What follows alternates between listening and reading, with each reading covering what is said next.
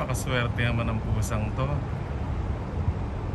Tingnan nyo naman kung anong kotse yung tinatambayan niya. Kita natin ito.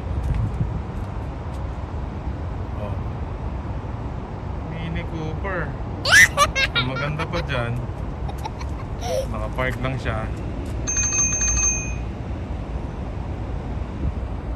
sa tabi ng basurahan. Wow! Lupet, no? Stick. Bass in your face.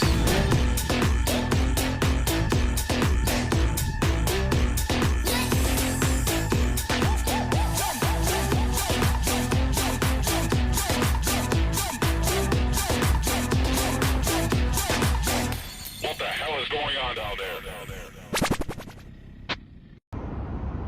Kamusta? Naglolo ko ba ang ignition coil nyo? Kung katulad ko kayo na hindi naman mekaniko pero nag-a-attempt or gustong mag-DIY, ganito magpalit ng ignition coil. Actually, simple lang siya. Siyempre, kailangan nyo ng bagong ignition coil, yung nagmamatch sa year model ng make and type na sasakyan nyo, at eto yung G's. So, paano nga ba? Ganito lang yan. Ang problema ko lang, nasa dulo yung kailangan kong palitan ito. Okay? So, ang gagawin natin, may tornilyo yan. Yung nag-hold dito, yan, sa butas na yan. Yung tornilyo doon, tatanggalin natin. So, kakapain natin. Nandito siya. Diyan, diyan. Jeez. Mahirap pag walang tagahawak. So yan, luluwagan natin pa yung kabilang ikot. Yun, naluwagan. Tapos luwagan, syempre kukunin ang tornilyo. Kukunin natin yung tornilyo. Yan, itong tornilyo na to.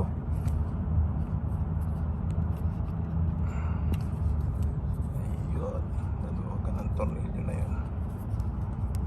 Syempre dapat safety first, mga kamag-anak. Hintayin nyo lumamig yung makina kasi napakainit niyan. Mahirap siyang tanggalin kapag mainit. Natural, papasok.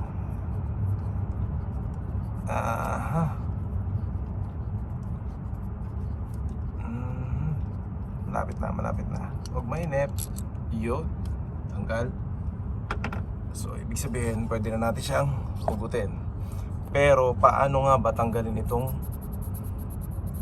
terminal na to na nagko-connect sa actual ignition coil? Pipisilin nyo lang ito. Kita nyo yan? Ito mismo. Ito. Yan. Ito mismo. Pisilin nyo lang.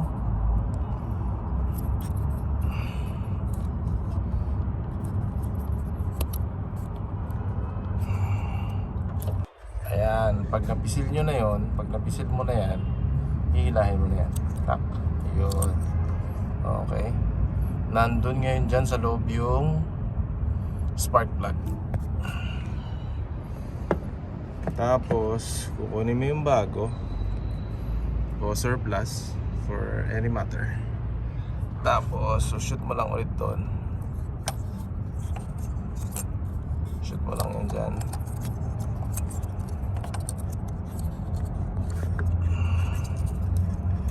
Tapos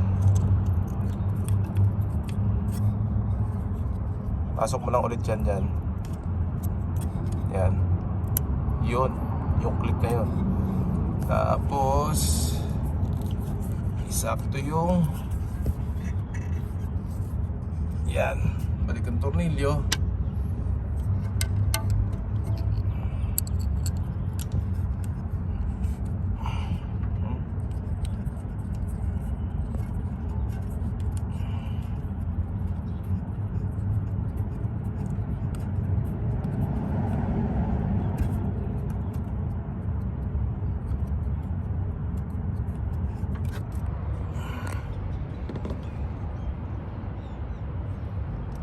G's ulit, panghigpit.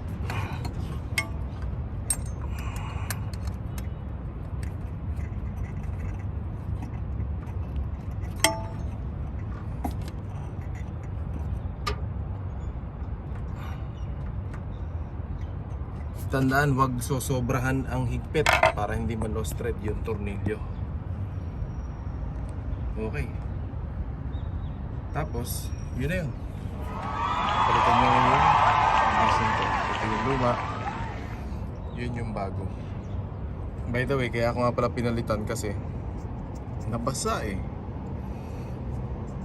Natubigan to. So dun sa mga naghuhugas ng sasakyan, lalo na sa engine bay,